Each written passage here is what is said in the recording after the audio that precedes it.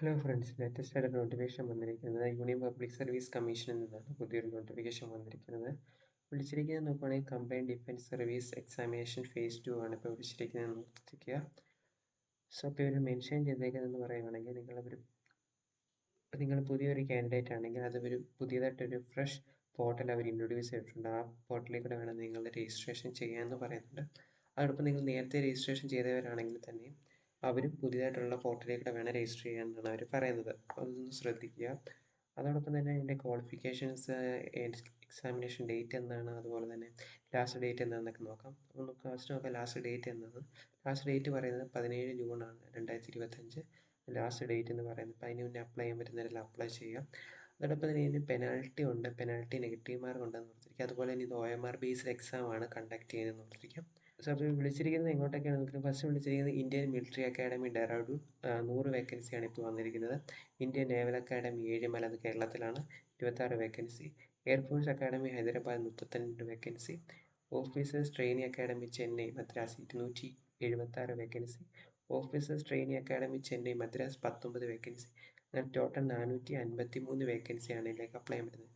ഇതിലേക്ക് ഗേൾസിനും അപ്ലൈ ചെയ്യാൻ പറ്റുന്നതായിരിക്കും. അപ്പോൾ വുമൻസിനും ഇതിലേക്ക് അപ്ലൈ ചെയ്യാൻ പറ്റുന്നത് ഓഫീസേഴ്സ് ട്രെയിനിങ്സ് അക്കാഡമി ചെന്നൈ എന്ന് പറയുന്നുണ്ട്.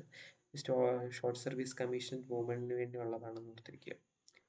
സോ നമുക്ക് ഇതിൻ്റെ ഡീറ്റെയിൽ എഡ്യൂക്കേഷൻ ക്വാളിഫിക്കേഷൻസ് നോക്കാം. സോ ഇതിൻ്റെ എഡ്യൂക്കേഷൻ ക്വാളിഫിക്കേഷൻ പറയുന്നത് ഫസ്റ്റ് വിളിച്ചത് Indian military academy and officers training academy ചെന്നൈയിലൊക്കെ നിങ്ങൾക്ക് ഏതെങ്കിലും ഒരു ബിരുദമുള്ളവർക്ക് ഇതിലേക്ക് അപ്ലൈ ചെയ്യാമെന്ന് പറയുന്നുണ്ട്.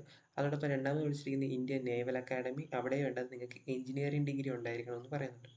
അതോടൊപ്പം തന്നെ എയർഫോഴ്സ് അക്കാഡമിക്കിലും നിങ്ങൾക്ക് എഞ്ചിനീയറിംഗ് ഡിഗ്രി ഉണ്ടായിരിക്കണം. വിത്ത് എന്ന് പറയുന്നുണ്ട് ഫിസിക്സ് ആൻഡ് മാത്തമാറ്റിക്സ് +2 ലെവലിൽ പഠിച്ചിരിക്കണം. അതോടൊപ്പം തന്നെ ഫൈനൽ ഇയർ സ്റ്റുഡൻസിന് ഇതിലേക്ക് ഫൈനൽ ഇയർ അല്ലെങ്കിൽ ഫൈനൽ സെമസ്റ്റർ പഠിക്കുന്ന സ്റ്റുഡൻസിനും ഇതിലേക്ക് അപ്ലൈ ചെയ്യാമെന്ന് പറയുന്നുണ്ട്.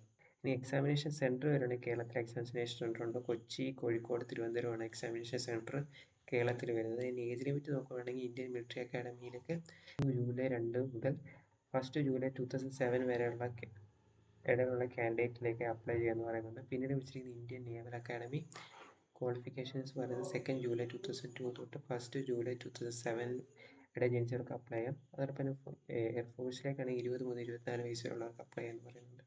ആപ്ലിക്കേഷൻ ഫീസ് നോക്കുകയാണെങ്കിൽ SC/ST ഫീമെയിൽ കാൻഡിഡേറ്റിന് ആപ്ലിക്കേഷൻ ഫീസില്ല, ബാക്കി കാൻഡിഡേറ്റ് 200 രൂപയാണ് ആപ്ലിക്കേഷൻ ഫീസ് പറയുന്നത്.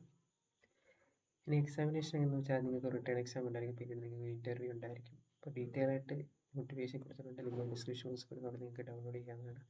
ലൈക്ക് ഷെയർ ചെയ്ത് സബ്സ്ക്രൈബ് ചെയ്ത് താങ്ക് യു.